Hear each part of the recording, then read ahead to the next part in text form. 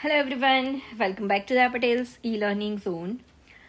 આપણે એક્સરસાઇઝ 2.1 અને 2.2 already finish કરી ચૂક્યા છીએ અને હવે ફાઇનલ એક્સરસાઇઝ પર આવીએ. સેક્શન બીથી શરૂઆત કરીએ.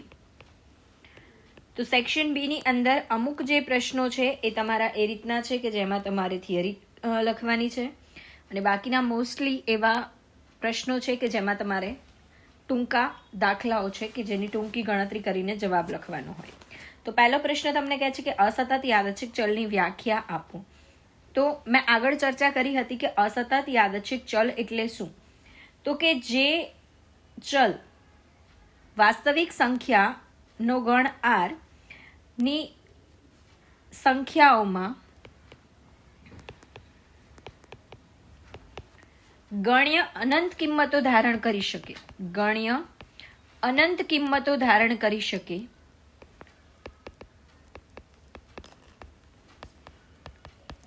તેને, બરાબર છે, તમારે વ્યવસ્થિત રીતે લખવાનું છે કે જે યાદચ્છિક ચલ એ વાસ્તવિક સંખ્યાઓના ગણ r ની ગણ્ય અનંત કિંમતો ધારણ કરી શકે તો તેને અસતત યાદચ્છિક ચલ કહેવાય. દાખલા તરીકે જેને આપણે ગણી શકીએ 1 2 3 4 5 6 7 8 9 10, બરાબર. આ બધી જ કિંમતો કેવી છે? તો કે અસતત યાદચ્છિક ચલ. દાખલા તરીકે બાળકોની સંખ્યા જે પોઈન્ટમાં ન હોય. ઓકે, ચલો આગળ.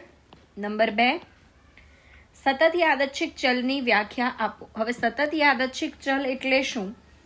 તો કે જે યાદચ્છિક ચલ r ની સંખ્યાઓમાં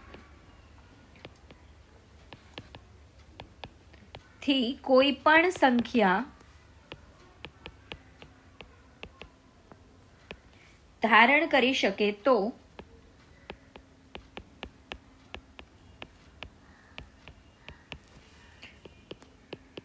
તેવા ચલને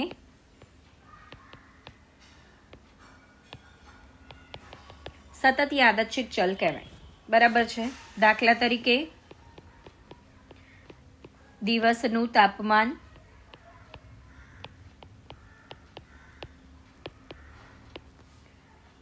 વ્યક્તિની ઊંચાઈ, આ બધું પોઈન્ટમાં આવી શકે. બરાબર ને? તો જે વસ્તુ પોઈન્ટમાં આવશે એને આપણે સતત યાદચ્છિક ચલ કહીશું અને જે વસ્તુની સંખ્યા પોઈન્ટમાં પોસિબલ નથી તેને આપણે અસતત યાદચ્છિક ચલ તરીકે ઓળખીશું.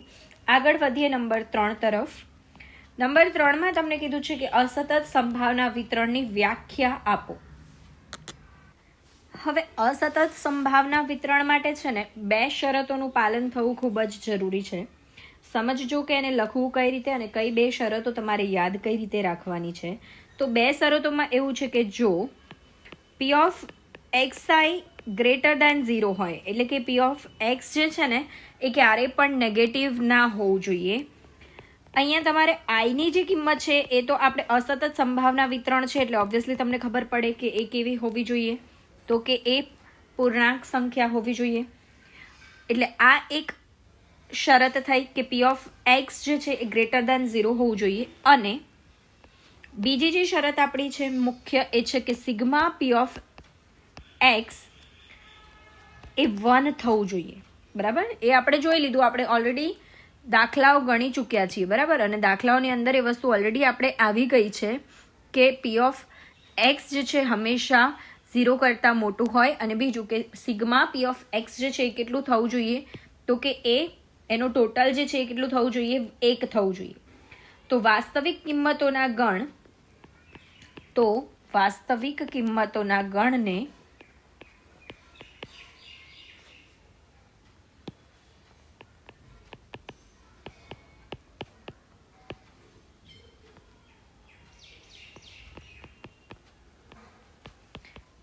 x1, x2, x3 એવી રીતે xn સુધી અને p of x1, p of x2 થી લઈને p ઓફ xn એને આપણે શું કહીશું? તો કે અસતત યાદચ્છિક અસતત સંભાવના વિતરણ. બરાબર.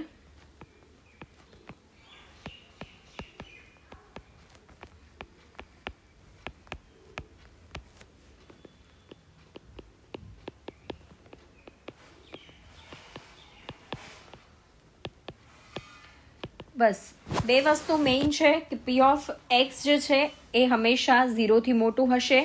એમાં તમારી વાસ્તવિક કિંમતોનો ગણ જે છે એ છે x1, x2, x3, xn સુધી હોઈ શકે.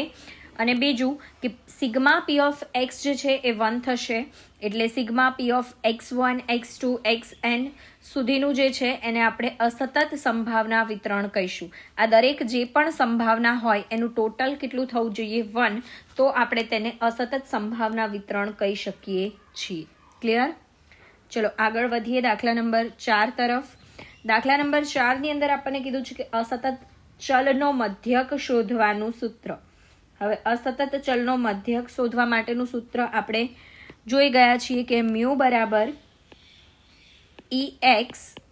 યાદ રાખજો કે દ્વિપદી વિતરણની અંદર NP હતું, અને અહીંયા આપણે અસતત ચલનો મધ્યક કીધો છે, માટે આપણે જે 2.1 માં જોઈ ગયા એ આવશે. Clear? x into P of એક્સનું ટોટલ. ચલો નંબર 5 માં આપણને કીધું છે કે વિચરણ શોધવાનું સૂત્ર. તો વિચરણ એટલે શું? તો વિચરણ is equals to delta square is equals to Vx is equals to EX square minus EX એનો હોલ સ્ક્વેર. ક્લિયર છે? આપણે ઓલરેડી આ દાખલાઓ કરી ચૂક્યા છીએ, એટલે નવી કઈ વસ્તુ છે નહીં. આગળ આપણને કીધું છે કે એક સમમિત દ્વિપદી વિતરણમાં મધ્યક 7 છે. દ્વિપદી વિતરણ હોય તો મધ્યક એટલે શું કહેવાશે ભાઈ? NP. NP એટલે 7. તો તેના પ્રાચલ n ની કિંમત જણાવો. હવે આ વિતરણ કેવું છે? સમમિત છે. સમમિત વિતરણ છે માટે P is equals two Q is equals two શું થશે? હાફ. બરાબર છે. હવે આપણને અહીંયા આપેલું છે NP બરાબર 7, તો n આપણી પાસે નથી. P બરાબર છે 1/2 is equals two 7. So n is equals two આપણને શું મળશે? 14.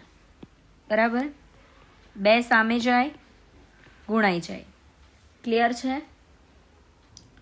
ચલો નેક્સ્ટ આગળ વધીએ. દાખલા નંબર 7. દાખલા નંબર 7 ની અંદર આપણને કીધું છે કે એક દ્વિપદી વિતરણના પ્રાચલ અનુક્રમે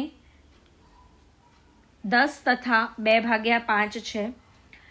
એટલે દ્વિપદી વિતરણના પ્રાચલ કયા છે એ તમને આઈડિયા છે જ. n એટલે n બરાબર 10 અને p એટલે 2/5. તો q ની કિંમત આપણને મળી ગઈ 3/5. બરાબર છે, કેમ કે આ બંનેનું ટોટલ કેટલું થાય? 1 થાય. ઓકે. તો તેના વિચરણની ગણતરી કરો. હવે વિચરણ માટે શું છે સૂત્ર આપણી પાસે? NPQ. 3 3 નો ગુણાકાર કરો. 10 ગુણ્યા 2/5 ગુણ્યા 3/5. 10 કટ થયા, 5 કટ થયા, 2 વધ્યા. 2 દુ 4, 4 તરી 12 ભાગ્યા 5. એ તમારો ફાઇનલ જવાબ વિચરણનો. ક્લિયર છે?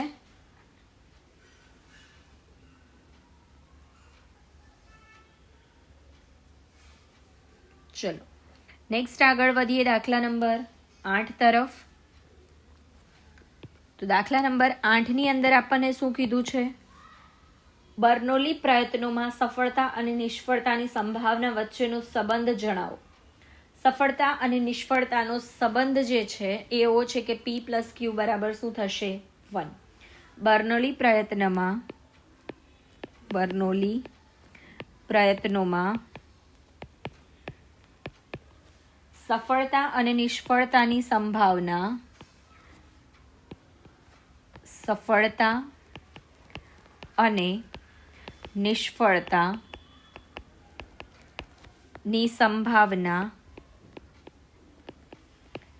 નો સરવાળો હંમેશા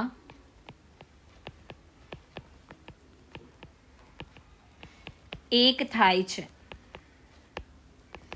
માટે એવું કહી શકાય કે P plus Q is equals two 1. તો P બરાબર 1 માઇનસ Q અને Q બરાબર 1 માઇનસ P. આ મેથેમેટિકલ રિલેશન તમે લખી શકો છો. ક્લિયર છે? આગળ નંબર 9.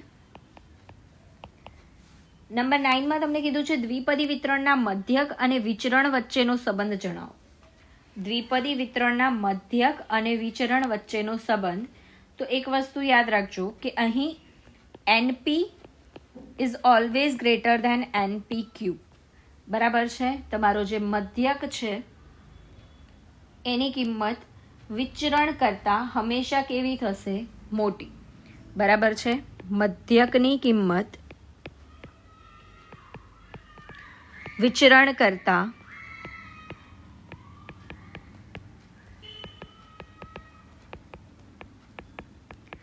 હંમેશા મોટી હશે.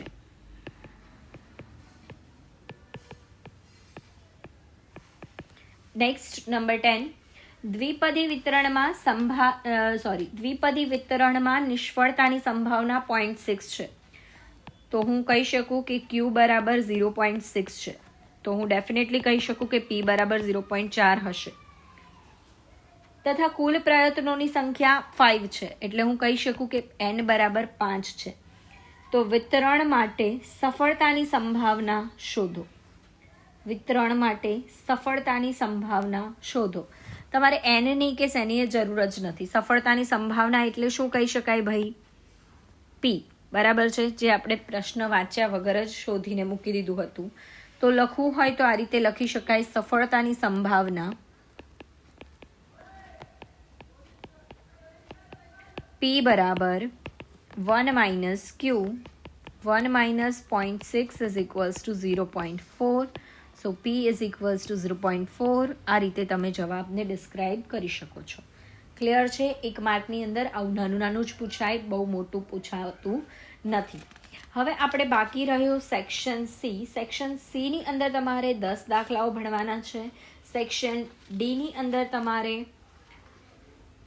9 દાખલાઓ ભણવાના છે. અને સેક્શન ઈમાં ફરી પાછા મોટા સમ્સ જે તમે 2.1માં ભણ્યા એ રીતના સમ્સ છે. તો એક્સરસાઇઝ 2ના સેક્શન ઈની અંદર તમારે ટોટલ 7. એવી રીતે ટોટલ હવે લગભગ આપણે 3 થી 4 લેક્ચરની અંદર આપણું જે ચેપ્ટર છે એ ફિનિશ કરી દઈશું. તો તમે સેક્શન બી જે છે એક્ઝેક્ટલી તમે લખી દેજો આ જ રીતે તમારા ચોપડાની અંદર કે નોટબુકની અંદર. અને નેક્સ્ટ લેક્ચરની અંદર આપણે સેક્શન સીની શરૂઆત કરીશું. તો ત્યાં સુધી રજા લઉં. Thanks for watching. જય હિન્દ, જય ભારત.